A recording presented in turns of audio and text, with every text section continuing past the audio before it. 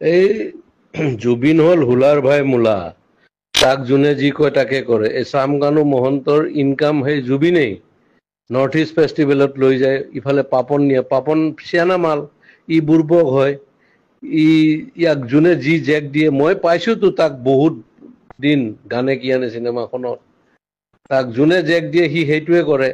চামকানু মহন্তই তাক লৈ যায়, ইফালে গৰিমাই তাক যাব দিল, তাৰ চিজাৰ আছে এই মিৰ্গি।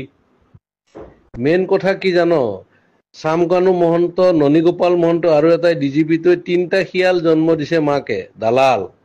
এই গোটেই হিমন্তই বেক কৰাৰ কাৰণে সিহঁতে ইমান দূৰ যাব পাৰিছে। আৰু কেতিয়াবা কংগ্ৰেছৰ পৰাই পইচা খাই আছিল সিহঁতে, বিৰাট বদমাছৰ হাড্ডি হয়, তাৰ প্ৰপাৰ্টি চালে তই মৰি যাবি।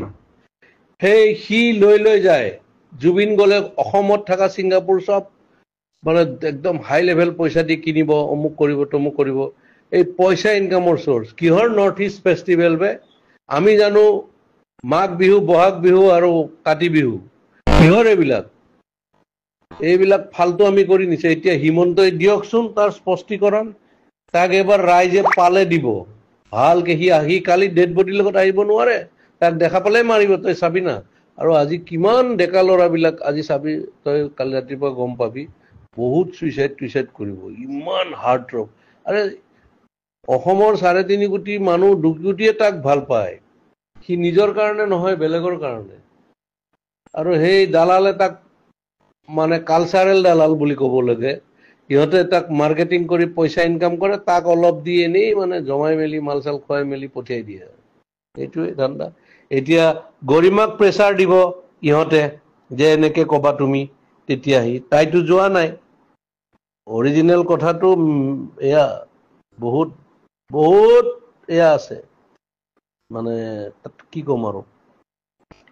তাক মাৰা প্লেনো হ'ব পাৰে, কিবা হ'ব পাৰে, কি হ'ব পাৰে, চব দালালি পইচাৰ ধান্দা গেলা। অসমখন চেচ। এটা সি অনুষ্ঠান আছিলতো, তাৰ গান, এই লাষ্ট চিনেমাখনৰ ভাইমন দাৰ গানটো সি কি চলিড বনাইছে এই বেমাৰী অৱস্থাত। তাৰ পটাছিয়াম কম থাকে, কিবা কম থাকে। এই নেম কেয়াৰৰ ডক্টৰজনে কৈছেতো এনেকুৱা এনেকুৱা কথা, পানীত যাব নালাগে, তাৰ এয়া আছে, এই চিজাৰ আছে, এইবিলাক মানে কি কবি আৰু। ই চামকানু মহন্তই চেচ কৰি দিছে গোটেই অসম, আধা লুটিছে সিহঁত। ইফালে হিমন্তই লুটা বুলি কয় নহয়, হিমন্তই এনেকুৱা চান্স যে ডিজিপিটো কিনি আছে চোৰটো এটা, সি খালে পেটলাটো। আৰু মাজতো ননীগোপাল মহন্ত সেইটো কি বনাই দিছে। আৰু এইটো ই প্ৰথমতে জিঅ' টিউব দি পেলাই মাৰিলে কোটি কোটি টকা, সেই তেতিয়াৰ দিনতে। এয়া হ'ল, এয়া কি কবি আৰু, অসমীয়া মানুহৰ দুৰ্ভাগ্য। আজি দিন আজি বহুত বেয়া লাগিছে, মানে তাৰ গান শুনিয়ে 90 দশকৰ বিলাক ল'ৰা ছোৱালী ডাঙৰ হ'ল। আমিতো বাৰু চবৰে শুনিছো, কিন্তু তাৰ গান শুনিয়েই মোৰ ল'ৰা চব ডাঙৰ হ'ল। আনকি আমাৰ চাইডত মিস্ত্ৰীয়ে ৰং কৰি আছিল, সিদিনাখন মোবাইলত তাৰ গানেই বজাই আছিল। এই তেনেকুৱা কথা আৰু কি কৰিবি ক, এইটো দুৰ্ভাগ্য। সিও বেপৰুৱা মানুহ, সিও মানে এনেকুৱা, সেইকাৰণে হ'ল আৰু। এই মাইকেল জেকচন 50ত মৰিল, ই 52 মৰিল, কিশোৰ কুমাৰ 58ত মৰিছিল। এনেকুৱা আৰু উপায় নাই আৰু, মৃত্যুৱে যাক লৈ আহে লৈ যায়, সেইটো।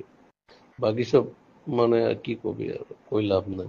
মুঠৰ ওপৰত এই চামকানু মহন্ত বোলাটোক ৰাইজৰ মাজত এৰি দিব লাগে, কেলা কোবাই কোবাই মাৰিব লাগে। তাক 3টা মহন্তক মাৰিব লাগে সিহঁতক, এই 3টাই চেচ কৰি দিছে ভিতৰেদি।